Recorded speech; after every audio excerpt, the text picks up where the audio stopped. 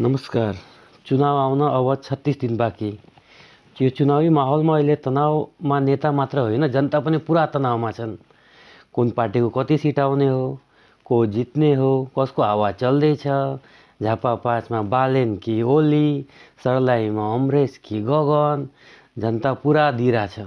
कसको हावा कतातिर, कसको बहुमत आउँदैछ, जनता पनि पुरा सिआइडी, एक्जिट पोल अनि ज्योतिषी पुरा भएको छन्।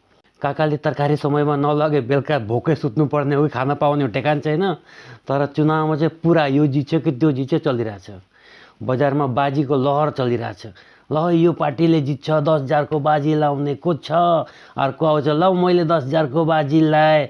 लास्टमा थाहा पाउनुपर्छ दुवैजनाले चियाको खाएको पैसा पनि अर्को टाउकोमा कागतै निचेर जान्छ। बाजी चाहिँ 10,000को। अहिले बजारमा म्यादी प्रहरी मात्र भर्ना भएको छैनन्, म्यादी नसेडी पनि जम्मा भएको छन्। चुनावको बेलासम्म नसा लिने नसेडी, चुनावै नसेडी। उनीहरूलाई बिहान दिउँसो बेलुका चिया पसल, नास्ता पसल, पान दोकान, बेलुका दारू पसलमा गएर पुरा नदिएसम्म नसा खाएको पस्दैन। अर्को फेरि बालेनले व्यापारीको 8 करोडको डिफेन्डर गाडी चढ्यो भनेर तनाव छ।